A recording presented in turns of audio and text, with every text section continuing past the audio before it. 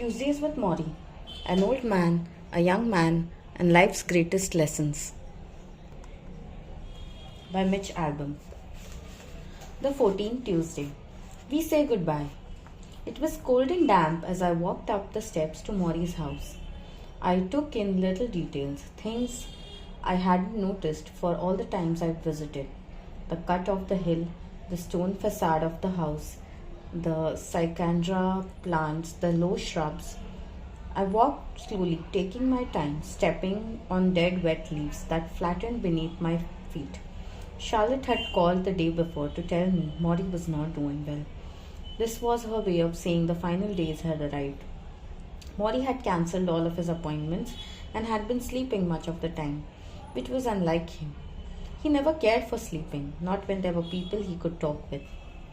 He wants you to come visit, Charlotte said. But Mitch, yes, he's very weak. The porch steps, the glass in the front door, I absorbed these things in a slow, observant manner, as if seeing them for the first time. I felt the tape recorder in the bag on my shoulder, and I unzipped it to make sure I had tapes. I don't know why I always had tapes.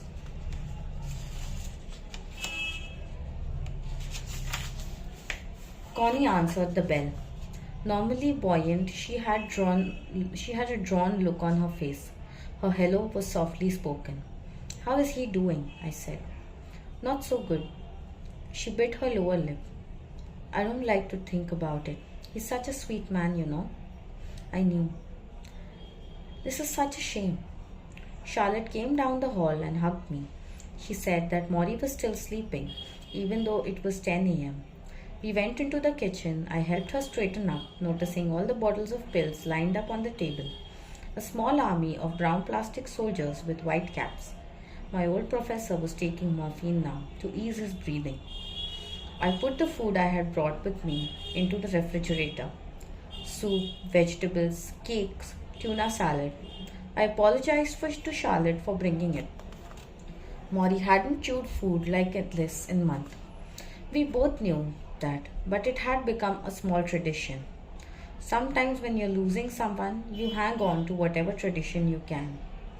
I waited in the living room where Morrie and Ted Koppel had done their first interview. I read the newspaper that was lying on the table. 2 Minnesota children had shot each other playing with their father's gun. A baby had been found buried in garbage can in an alley in Los Angeles. I put down the paper and stared into the empty fireplace. I tapped my shoe lightly on the hardwood floor. Eventually, I heard a door open and close, and Charlotte's footsteps coming toward me. "All right," she said softly. "He's ready for you." I rose and I turned towards a familiar spot, then saw a strange woman sitting at the end of the hall in a folding chair. Her eyes on a book, her legs crossed. This was a hospice nurse, part of the 24-hour watch. Morrie's study was empty. I was confused. Then I turned back hesitantly to the bedroom, and there he was, lying in bed under the sheet.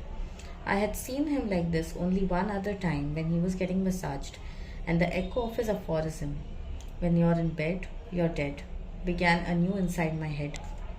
I entered, pushing a smile onto my face. He wore a yellow pajama-like top, and a blanket covered him from chest down.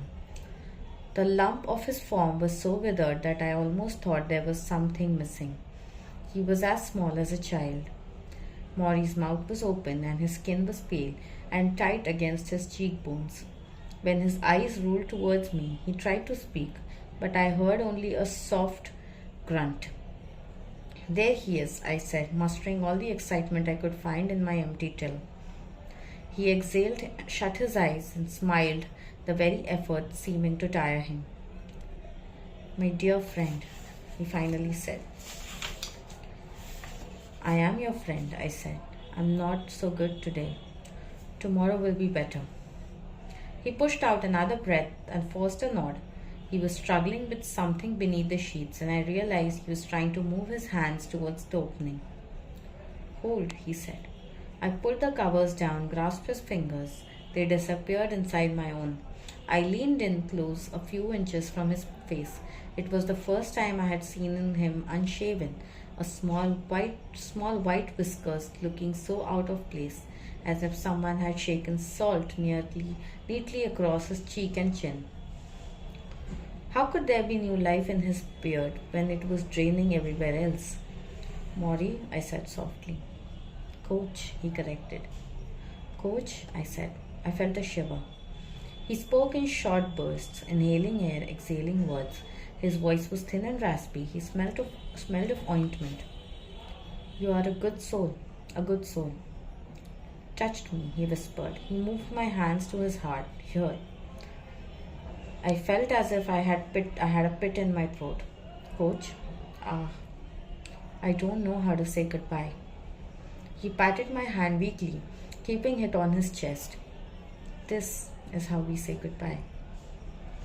He breathed softly in and out. I could feel his rib cage rise and fall. Then he looked right at me. Love you, he rasped. I love you too, Coach. No, you do. Do you know something else? What else you know? You always have. His eyes got small and then he cried, his face contorting like a baby who hasn't figured out his tear ducts work. I held him close for several minutes. I rubbed his loose skin. I stroked his hair. I put a palm against his face and felt the bones close to the flesh and tiny wet tears as if squeezed from a dropper. When his breathing approached normal again, I cleared my throat and I knew he was tired. So I would be back next Tuesday and I expected him to be a little more alert. Thank you. He snorted lightly as close as he could come to a laugh. It was a sad sound just the same. I picked up the unopened bag with the tape recorder. Why had I even brought this? I knew we would never use it. I leaned in, kissed him closely, my face against his.